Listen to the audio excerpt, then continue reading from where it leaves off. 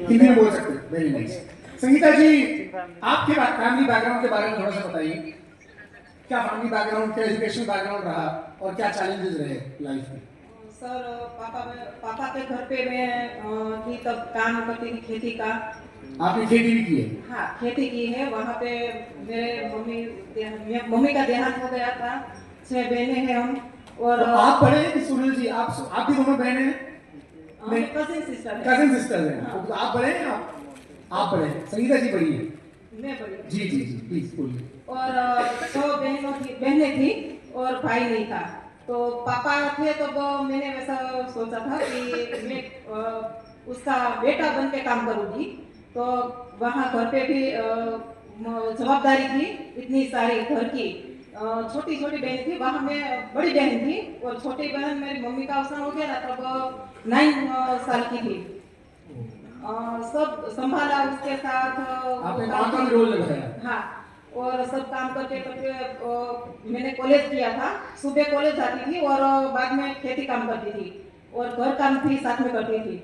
FY तक किया, बाद में शादी हो गई। और शादी के बाद यहाँ पे आई ससुराल, तो वहाँ भी अच्छा था लेकिन बिजनेस माइनस में चला गया। तो स्टोन लगाना स्टार्ट किया। साड़ी बनाते थे वो, साड़ी बनाया और कमर दर्द बहुत ज्यादा होने लगा। 10 ईयर्स तक साड़ी मैंने की है। साड़ियाँ बनाई आपने? हाँ, उसमें स्टोन चिपकाते थे वैसा। तो नीचे बैठ कर झुक कर काम? हाँ, झुक के काम करते थे। 9 बजे से रात के 11 बजे तक वो काम करती थी। सुबह 9 बजे से लेकर रात को 11 बजे तक? हाँ। और मैं इनकम पूछ सकता हूँ? शायद 2-3 हजार। 2-3 हजार रुपए आपको मिलते थे महीने के? हाँ, महीने के। ये 14 घंटे काम करने में? हाँ। तब ऐसा था, घर में कुछ माइनस प्लस बिजनेस में गया था, तो बच्चों के लिए मेरे लिए कुछ खरीदना है तो उस पैसे से मैं खरीद पाऊँ, वो इसलिए। 2-3 हजार रुपए की इनकम आपकी उस काम में आती थी? हाँ। और बाद में कमर दर्द इतना होने लगा, तो उसके बाद मेरी बेटी ने बोला, मम्मी आप ये सब करती हो तो आप पढ़ाई तो की है तो गुजराती टीचर बन के आप टीचर बन जाओ ना।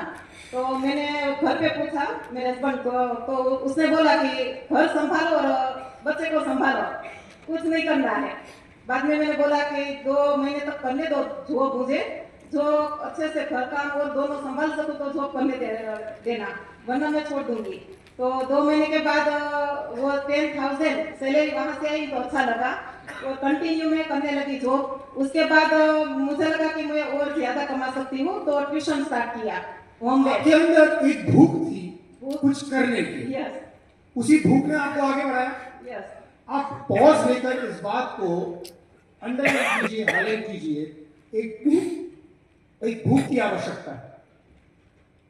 हंग्री रहना जरूरी है, और जब हम हंग्री होते हैं तो हमें हंग्री लोगों को ढूंढना भी आसान हो जाता है।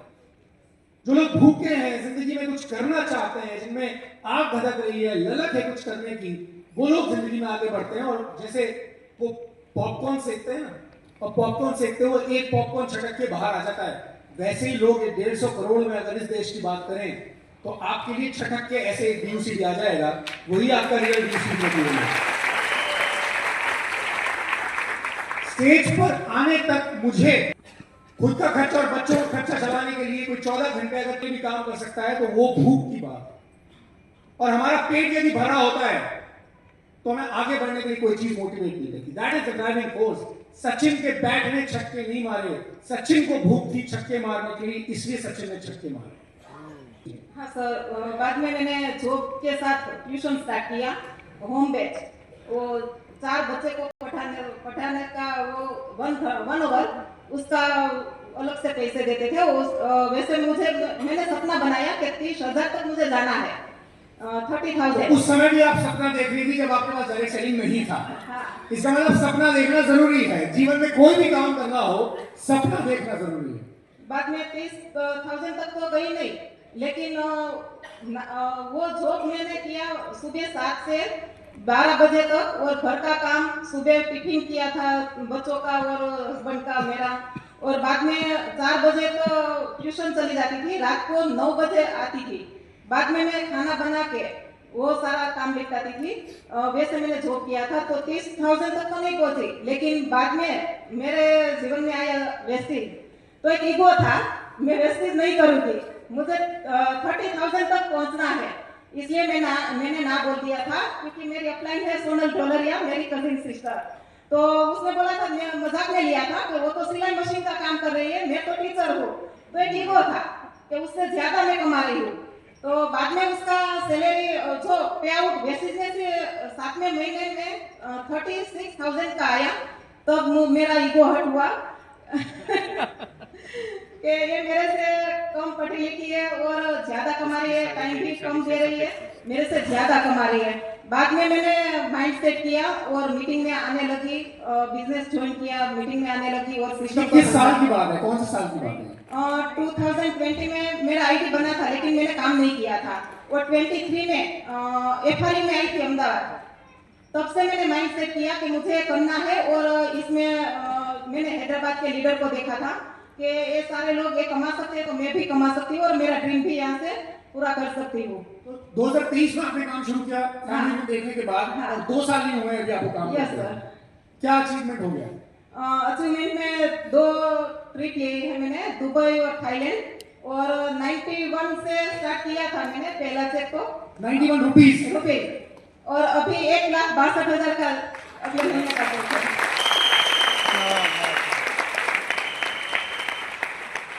संगीता जी, फैमिली से सपोर्ट मिलता है आपको?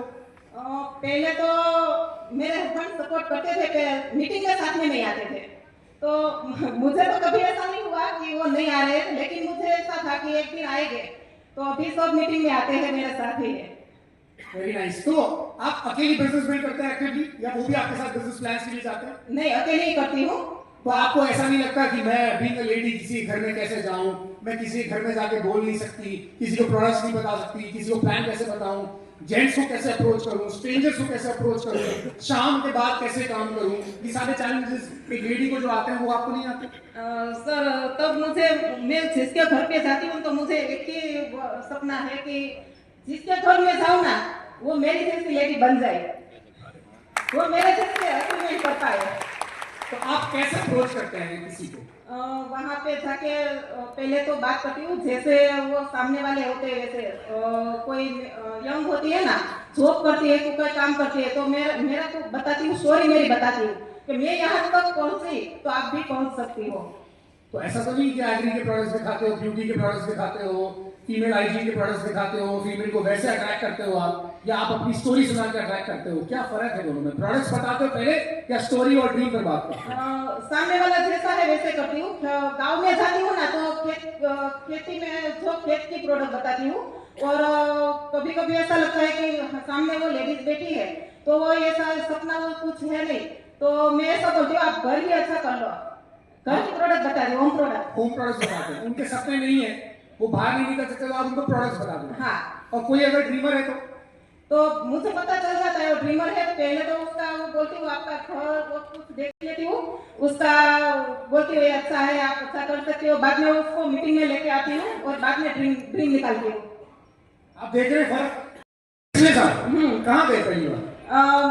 पहले तो थाईलैंड गई थी, तब गई थी, बाद में बिजनेस के लिए तो बाहर गई। आपने सूरत से बाहर ही नहीं गए थे, ट्रेन में नहीं बैठे थे, तो फ्लाइट में तो बैठने का सवाल ही नहीं होता है। कभी नहीं। पहली बार फ्लाइट में बैठने का एक्सपीरियंस कैसा था?